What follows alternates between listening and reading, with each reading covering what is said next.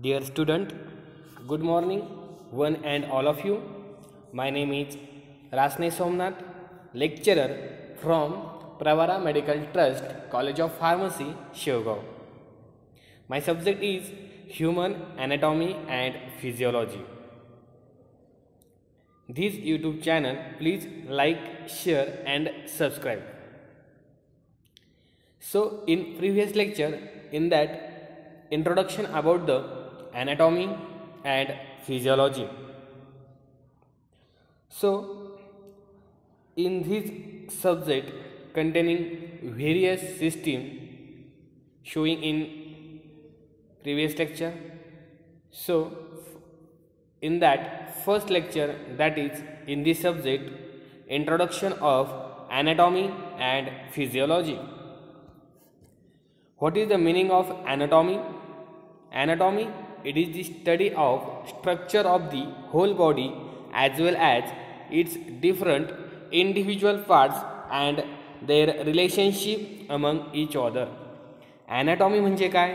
तर anatomy म्हणजे त्यामध्ये स्ट्रक्चर्स ऑफ द बॉडीचा स्टडी केला जातो. म्हणजे जे काही वेगवेगळे लंग्स असेल, वेगवेगळ्या बॉडीचे जे काही वेगवेगळे स्ट्रक्चर्स आहेत, जे काही पार्ट्स आहेत, त्यांचा स्टडी केला जातो. That is called as the anatomy. Anatomy म्हणजे काय? तर anatomy means it is the study of structure of the whole body.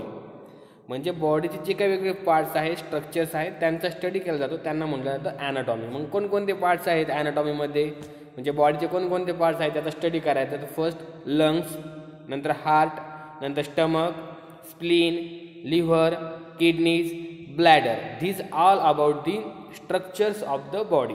आणि यांचा स्टडी करायचा आहे, that is called as the anatomy.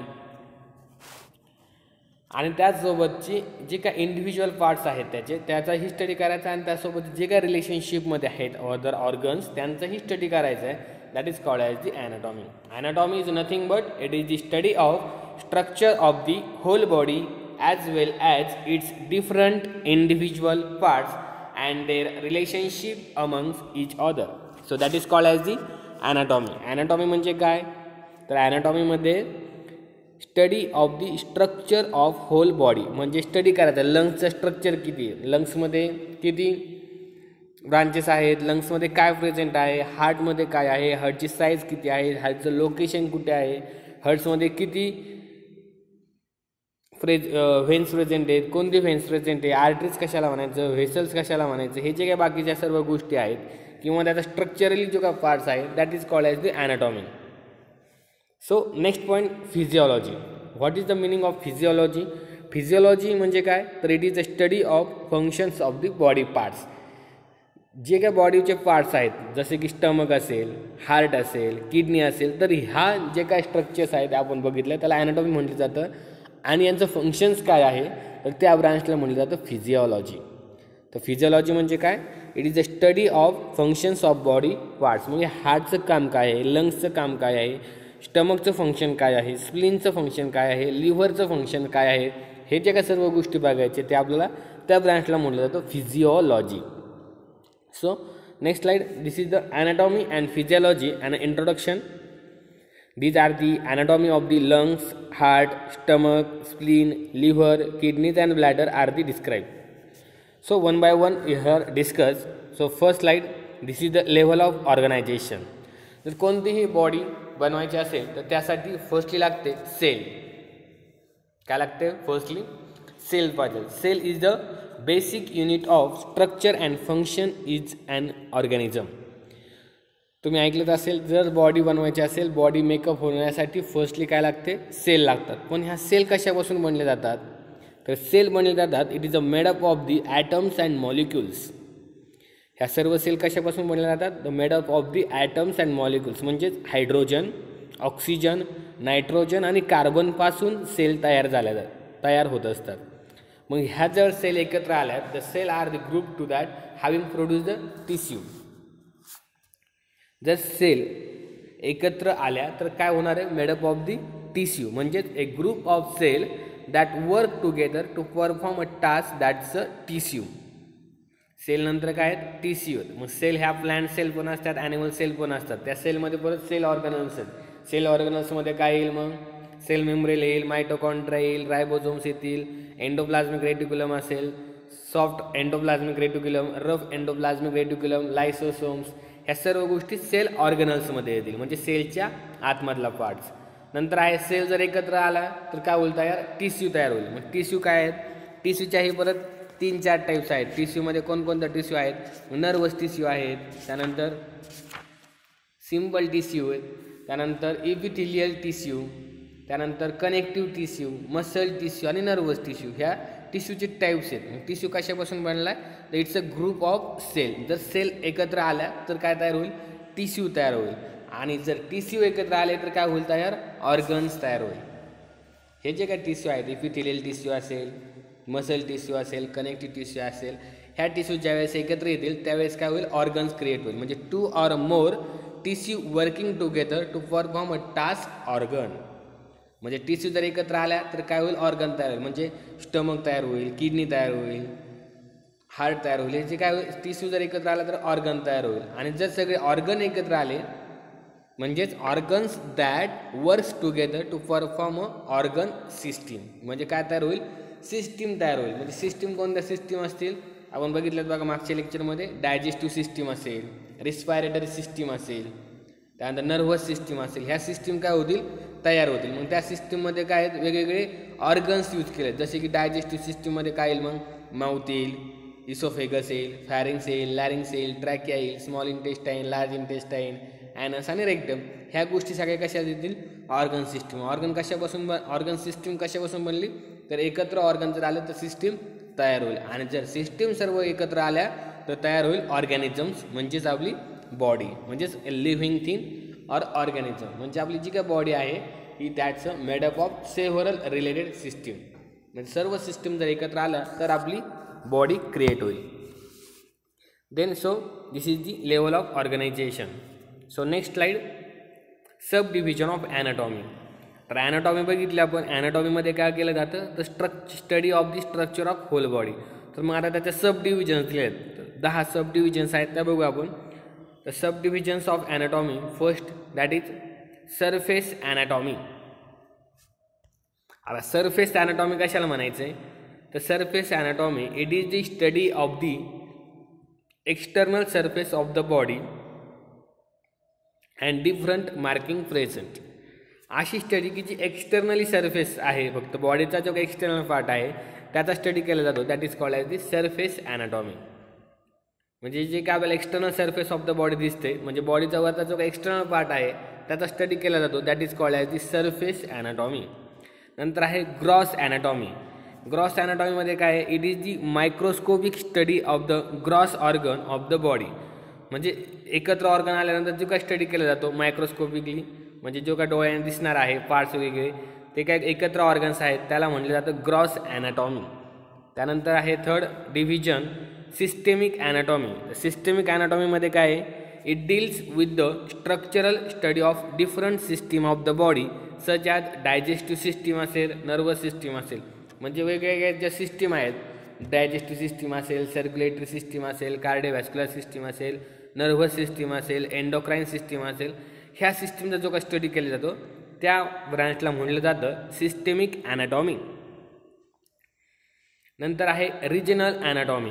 आता रिजनल ॲनाटॉमी कशाला म्हणायचं, तर it is the study of specific region of the body. म्हणजे बॉडीचा स्पेसिफिक रिजनचा स्टडी केला जातो, that is called as regional anatomy. म्हणजेच थोरॅक्सचा पार्ट असेल, ॲब्डोमेनचा पार्ट असेल, चेस्ट असेल किंवा हेड असेल, ह्या सर्वांचा जो काही स्टडी केला जातो त्या स्पेसिफिक रिजनमध्ये स्टडी केला जातो, त्यामुळे त्याला म्हटलं जातं regional anatomy. That is called as the regional anatomy. म्हणजे एका स्पेसिफिक पार्टवरती त्याचा स्टडी करायचा आहे, that is called as the regional anatomy. Then developmental anatomy. आता डेव्हलपमेंटल ॲनाटॉमी कशाला म्हणायचं आहे, तर it is the study of structural features during development of the fertilize age to adult form. जे काही फर्टिलाइज एजचा जो काही स्टडी करायचा, जे काही वेगवेगळे स्ट्रक्चरल फीचर्स आहे डेव्हलपमेंटच्या वेळेस फ्रॉम ॲडल्ट फॉर्म, तर that is called as the developmental anatomy. जे काय एज डेव्हलप होणार आहे that is called as the developmental anatomy. What is the meaning of cytology. Next division cytology. आता सायटोलॉजी कशाला म्हणायचं आहे, तर it is the study of microscopic study of the structure of cell and cell organelle that is called as the cytology. What is the meaning of cytology? Cytology means microscopic study of the structures of cells and cells organelles. म्हणजे सेलचा जिथे study केला जातो किंवा sale ऑर्गनलचा study केला जातो त्या ब्रांचला म्हटलं जातं किंवा त्या शाखेला म्हटलं जातं सायटोलॉजी. सायटोलॉजीमध्ये काय केलं जातं? फक्त microscopic study of the cells and cell organelles. Then histology. What is the meaning of histology? Histology म्हणजे microscopic study of the structural features of tissue. फक्त टिश्यूवरतीच काम करण्याची काही शाखा आहे, जी काही ब्रांच आहे ती microscopic study of the structural features of the tissue that is called as the histology sub division. That is called as the histology. This is the sub division of anatomy. Then sub division of physiology. यामध्ये 10 परत आहेत सब divisions of physiology. कोणकोणते आहेत? तर पहिली आहे cell physiology.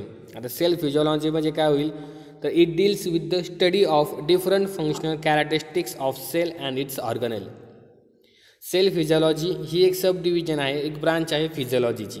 मग यामध्ये काय केलं जातं? फक्त स्टडी केलं जातं वेगवेगळ्या सेलचा फंक्शन्स काय आहे आणि सेल्स ऑर्गनलचं फंक्शन्स काय आहे, त्यांचं कार्य काय आहे हे बघण्यासाठी जी काय ब्रांच आहे that is called as the cell physiology. नंतर आहे सिस्टीम फिजिओलॉजी. सिस्टीम फिजिओलॉजी कशाला म्हणायचं? तर it is the study of the functions of different organ system of the body. System फिजिओलॉजीला काय म्हणायचं, कशाला म्हणायचं? तर ज्यामध्ये जे काय ऑर्गन सिस्टीम आहे, बॉडीच्या ज्या काय सिस्टीम आहेत त्या सिस्टीमचा स्टडी केला जातो that is called as the system physiology. त्या सिस्टीमचा स्टडी करून त्या सिस्टीमची किंवा त्या ऑर्गन सिस्टीमची नेमकी फंक्शन्स काय आहे त्या ब्रांचला म्हटलं तर सिस्टीम फिजिओलॉजी. म्हणजे सिस्टीम फिजिओलॉजीमध्ये काय असेल तर वेगवेगळ्या प्रकारचा स्टडी करायचा. कशाचा? तर त्या ऑर्गनच्या फंक्शनचं नेमकी त्या ऑर्गनचं फंक्शन्स काय आहे. म्हणजे किडनी असेल तर किडनीचं फंक्शन्स काय आहे. मग तो किडनीचं फंक्शन्स काय असेल तर एक्सक्रिशनसाठी त्याचा यूज आहे. मग तो कशामध्ये जाईल, कोणत्या ब्रांचमध्ये जाईल? सिस्टीम फिजिओलॉजीमध्ये त्याचा त्या ब्रँचमध्ये ते जाईल. त्यानंतर 3 नंबरची ब्रांच आहे कार्डिओव्हॅस्क्युलर फिजिओलॉजी. तर कार्डिओव्हॅस्क्युलर फिजिओलॉजी ह्या ब्रांचमध्ये काय स्टडी केला जातो? तर that is having study about the functions of heart and blood vessels. Cardiovascular फिजिओलॉजीमध्ये फक्त कशाचा स्टडी केला जातो? Functions of heart. म्हणजे हार्टचं काय फंक्शन्स आहेत हे जे काय स्टडी करते त्या ब्रांचला म्हटलं जातं कार्डिओव्हॅस्क्युलर फिजिओलॉजी. किंवा ब्लड व्हेसलचं स्टडी करतं आहे तर त्या ब्रांचला म्हटलं जातं कार्डिओव्हॅस्क्युलर फिजिओलॉजी. मग ह्या हार्टचं काम काय आहे? सर्क्युलेशन करतं आहे. त्यानंतर ब्लड व्हेसलचं काय आहे? तर यांचं जे काय फंक्शन्स आहेत ते ह्या फिजिओलॉजी किंवा कार्डिओव्हॅस्क्युलर फिजिओलॉजी ह्या ब्रांचमध्ये स्टडी केला जात असतो. त्यानंतर आहे renal physiology. It deals with the study of the functions of kidney. किडनीचं काय फंक्शन्स आहे तर ही जी काय ब्रांच बघते that is called as renal physiology. नंतर next neurophysiology. This neurophysiology is having a study about the functional characteristics of neurons and nervous system. Nervous सिस्टीमचं काम काय आहे, न्यूरॉन्सचं काम काय आहे, त्यांचं फंक्शन्स काय आहे, जी काय ब्रांच बघते that is called as the neurophysiology. Then endocrinology. Endocrinology कशाला म्हणायचं आहे तर these are the study about functional futures of different endocrine glands and hormones. जे काय वेगवेगळे ग्लँड्स आहेत किंवा हार्मोन्स आहेत त्यांचा स्टडी करून त्यांचं फंक्शन्स काय आहे ती जी काय ब्रांच बघते त्या ब्रांचला म्हटलं जातं एंडोक्रिनोलॉजी. त्यानंतर आहे रिप्रोडक्टिव्ह फिजिओलॉजी. आता रिप्रोडक्टिव्ह फिजिओलॉजीमध्ये काय तर it is a study about functions of reproductive organs. जे काय रिप्रोडक्टिव्ह ऑर्गन्स आहेत त्यांचं फंक्शन्स काय आहे त्या ब्रांचला म्हटलं जातं reproductive physiology. Then 8 number respiratory physiology. Respiratory physiology म्हणजे काय तर it is the study of functions of respiratory air, passageway and lungs. म्हणजे रिस्पायरेटरी एअर, पॅसेजवे आणि लंग्स यांची जी काही स्टडी किंवा त्यांचं फंक्शन्स काय आहे तर त्या ब्रांचला म्हटलं जातं रिस्पायरेटरी फिजिओलॉजी. त्यानंतर आहे इम्युनॉलॉजी. इम्युनॉलॉजीमध्ये काय होतं it is a study about functional futures of defence system of the body. यामध्ये डिफेन्स सिस्टीम ऑफ द बॉडीमध्ये WBC आहे. मग त्या WBC किंवा इम्युनॉलॉजिकल आहे त्यांचं फंक्शन्स काय आहे तर त्या ब्रांचला म्हणलं जातं इम्युनॉलॉजी. आणि लास्ट एक ब्रांच आहे फिजिओलॉजीची, that is called as the pathophysiology. It is a study of the changes in functions of different body system associated with disease or ageing. जर वेगवेगळ्या डिसीज बॉडीमध्ये त्या डिसीजचं फंक्शन्स काय आहे, त्याचं एजिंग कसं होतं त्या डिसीजचं, तर जो काय वेगवेगळ्या प्रकारचा स्टडी केला जातो, तो डिसीज नेमकी कसा वाढत जातो, त्याचं एजिंग कसं होतं, तो डिसीज काय येतो, तर सर्व हा जो काय स्टडी आहे तो पॅथोफिजिओलॉजीच्या ब्रांचमध्ये केला जातो. This is the sub division of physiology. There are the 10 divisions of the or 10 branches of physiology. So first is a cell physiology, त्यामध्ये सेलचा स्टडी केला जातो. नंतर आहे सिस्टीम फिजिओलॉजी, त्यामध्ये सिस्टीमचा स्टडी केला जातो. त्यानंतर कार्डिओव्हॅस्क्युलर फिजिओलॉजी, त्यामध्ये हार्ट्स आणि ब्लड व्हेसलचा स्टडी केला जातो. नंतर आहे रेनल फिजिओलॉजी, त्यामध्ये किडनीचा स्टडी केला जातो, किडनीचं फंक्शनचा स्टडी केला जातो. नंतर आहे न्यूरोफिजिओलॉजी, त्यामध्ये वेगवेगळ्या न्यूरॉन्स आणि नर्वस सिस्टीमचा स्टडी केला जातो. देन एंडोक्रिनॉलॉजी, त्यामध्ये वेगवेगळ्या study functions of the endocrine glands and hormones. त्यानंतर reproductive physiology, study about functions of reproductive organs. त्यानंतर respiratory physiology, it's having study about the functions of respiratory air passageway and लंग्सचं functions काय आहे, तर ती branch कोणती बघते, respiratory फिजिओलॉजीच्या under येते. त्यानंतर immunology that having study about functional futures of the defence system of the body. And then pathophysiology, it's having study about the changes in functions of different body system associated with disease or aging. This is the subdivision of physiology. So next point, आता आपल्याला काय बघायचं आहे, वेगवेगळ्या system बघायच्या. म्हणजे ह्या ज्या सिस्टीम आहेत ह्या सिस्टीमचा परत आपल्याला पूर्ण एक चॅप्टर्स बघायचं आहे. तर आपण इन शॉर्टमध्ये चॅप्टरच्या मधले स्ट्रक्चर्स काय आहेत आणि फंक्शन्स काय आहेत ते आपण बघणार आहोत. तर आता स्केलेटल सिस्टीम याच्यावरती आपल्याला एक चॅप्टर आहे, त्याचं नाव काय आहे, द स्केलेटन म्हणून एक चॅप्टर आहे. त्यामध्ये नेमकी स्ट्रक्चर आणि फंक्शन्स काय असतील ते आता आपण बघणार आहोत. नंतर तो आपण चॅप्टर 1 by 1 डिस्कस करणार आहोत. The skeletal system, the structure, it consist of the body framework. Skeletal system म्हणजे त्यामध्ये काय असणार आहे, पूर्णपणे बोन्स असणार आहे आणि त्या बोन्समध्ये तयार होणार आहे एक बॉडी फ्रेमवर्क, म्हणजे एक हाडांचा साबळा किंवा स्केलेटल सिस्टीम. मग याच्यामध्ये नेमकी मेन्सली काय असेल, त्यामध्ये ह्या सिस्टीममध्ये काय काय प्रेझेंट असेल, तर this system the major components are all the bones of the frameworks. त्यामध्ये काय येतील, सर्व प्रकारचे बोन्स येतील. नंतर जॉईंट्स येतील अँड असोसिएटेड कार्टिलेजेस, जे काही जॉईंट्स आहेत त्यांना जॉईन करण्यासाठी कार्टिलेजेस असतात. तर यांचा सर्व स्टडी आपल्याला स्केलेटल सिस्टीममध्ये करायचा आहे. तर मग यांचं फंक्शन्स काय आहेत ते बघू आपण. फंक्शन्स, स्केलेटल सिस्टीमचं फंक्शन्स काय असेल, तर it support the body structure. Body स्ट्रक्चरला सपोर्ट करण्यासाठी स्केलेटल म्हणजे बोनचा यूज केला जातो. नंतर provides a protection from the internal organs. Then help the body movement, बॉडीची जी काय मूवमेंट होत असते ती कशामुळे होती आहे, स्केलेटल सिस्टीममुळे, because having a presence of the bones, joints and association cartilage, so that having help the body movement. Then store the minerals, बोनच्या आतमध्ये काय मिनरल्स स्टोअर राहत असतात. कॅल्शियम असेल, that having a store the minerals and stem cells for productions of the blood cells. आणि ब्लडच्या बोनच्या आतमध्ये कशाचं प्रोडक्शन होत असते, that having production of the blood cells. ह्या बोनच्या आतमध्ये जे काय आहे मज्जा रज्जा तंतू, that's having a creation of the or production of the RBCs or blood cells which are located with bone structure. ह्या बोनच्याच आतमध्ये काय होत असतं, आपलं ब्लडचं प्रोडक्शन होत असतं किंवा सिंथेसायझिंग होत असतं. This is all about the skeletal system. याचा पूर्णपणे चॅप्टर आपण नेक्स्टमध्ये बघणार आहोत. देन सेकंड सिस्टीम आहे the muscular system. The muscular सिस्टीममध्ये काय, तर त्यामध्ये स्ट्रक्चर्स कोणकोणते असतील, मग त्यामध्ये काय काय प्रेझेंट असेल, तर the muscular system structure as the major component study of the skeletal muscles, smooth muscles and cardiac muscles. तर आता मस्क्युलर सिस्टीममध्ये 3 मसल प्रेझेंट आहेत. एक म्हणजे स्केलेटल मसल, त्यानंतर स्मूथ मसल आणि एक कार्डियक मसल्स. हे त्यांचे स्ट्रक्चर झाले. आता यांचे फंक्शन्स काय आहेत, मसलचं फंक्शन काय आहे, तर skeletal muscles are voluntary muscles, help to provide movement according to will, also they help in maintaining the body posture and generate the heat. Skeletal muscle जे आहेत ते आपण आपल्या ज्यावेळेस हलवायचे किंवा मुवमेंट करायचे असेल त्यावेळेस आपण करू शकतो. According to will that having a movement of the skeletal muscle and that having a help into maintaining the body posture and generate the heat. But smooth muscles and cardiac muscles are a non-voluntary muscle, so they cannot be will to movement the according to will. So these smooth muscles and cardiac muscle are the non-voluntary muscles.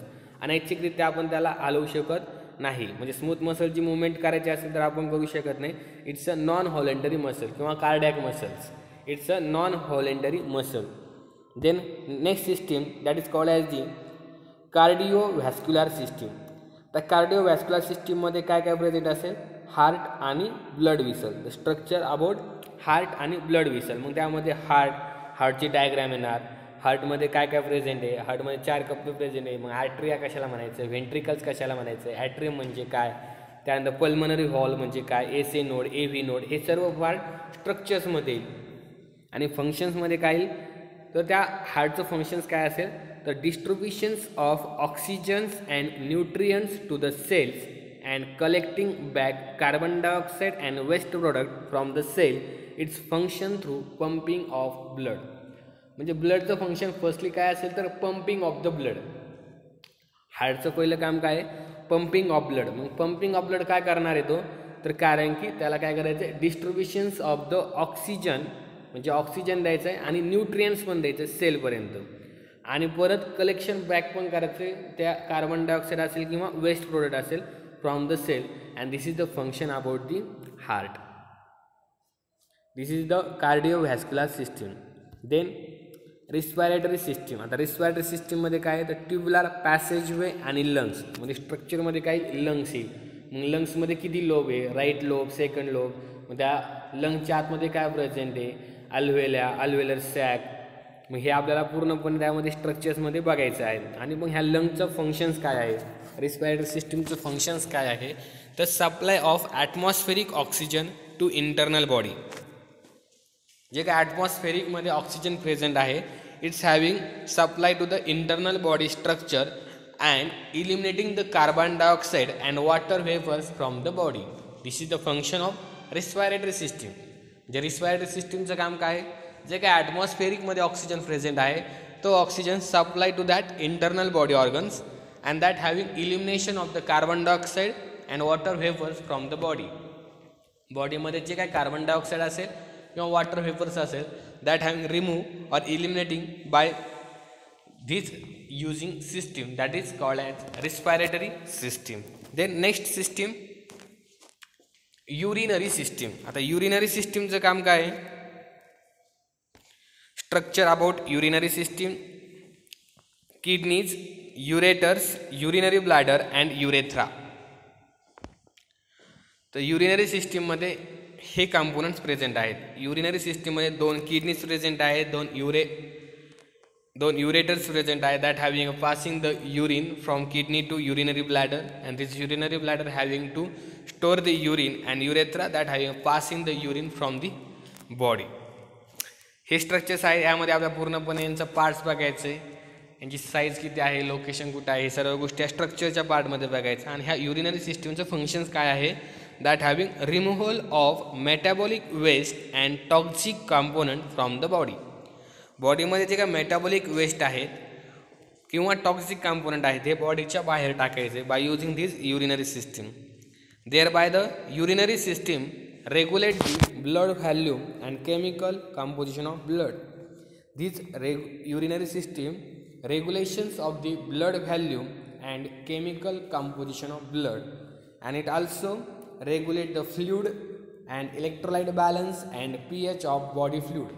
हे urinary सिस्टीमचे functions आहेत. Urinary सिस्टीमचे function काय, firstly removal of the metabolic waste product किंवा toxic compound जर असेल बॉडीमध्ये तर युरिनच्या मार्फत ते काय करायचे, वेस्टेज करायचे. किंवा युरिनरी सिस्टीम अजून काय करते, regulation of the blood volume. जे का ब्लड व्हॅल्यूम आहे हे रेग्युलेशन करण्याचं हे काम युरिनरी सिस्टीमचंच आहे. आणि it also having regulate the fluid and electrolyte balance. Sodium potassium यांचा बॅलन्स ठेवण्यासाठी ही युरिनरी सिस्टीम गरजेचं आहे, किंवा pH of the body fluid that having regulation about this urinary system. Then another system that is lymphatic and immune system. Structures of the lymphatic and immune system. Lymphatic vessels. The lymphatic vessels, lymph nodes, spleen, thymus gland and tonsils are the structurally part of the lymphatic system and immune system. Lymphatic system चे हे parts आहेत. Lymph असेल, lymphatic vessels असेल, lymph nodes, spleen, thymus Gland and tonsil, हे सर्व part आपल्याला ज्यावेळेस lymphatic system chapter असेल त्यावेळेस आपल्याला बघायचं आहे. त्यांचं स्ट्रक्चर्स कसं आहे, कशामध्ये प्रेझेंट आहे, कुठं प्रेझेंट आहे, किती प्रमाणात प्रेझेंट आहे, कॉम्पोजिशन्स काय आहे, हे सर्व गोष्टी आपल्याला त्यामध्ये बघायचं आहे. पण लिम्फॅटिक सिस्टीमचं फंक्शन्स काय आहे, तर regulations of the blood volume. जे काय ब्लड व्हॅल्यूम आहे ते रेग्युलेट करण्याचंही काम त्यांचंच आहे लिम्फॅटिक सिस्टीमचं. त्यानंतर ट्रान्सपोर्ट्स ऑफ प्रोटीन्स अँड फॅट्स. बॉडीमध्ये जे काही प्रोटीन्स आणि फॅट्स अवेलेबल आहेत त्यांचं ट्रान्सपोर्ट करण्याचं काम सुद्धा लिम्फॅटिक सिस्टीमचं आहे. त्यानंतर housing, maturity and proliferation of certain white blood cells. White blood सेलचं प्रोलिफरेशन किंवा मॅच्युरेशन करण्याचं काम ह्या लिम्फॅटिक सिस्टीमचंच आहे. And production of antibodies. बॉडीमध्ये जे काही अँटीबॉडीज क्रिएट होतात by using this lymphatic system and immune system. Then next system, digestive system.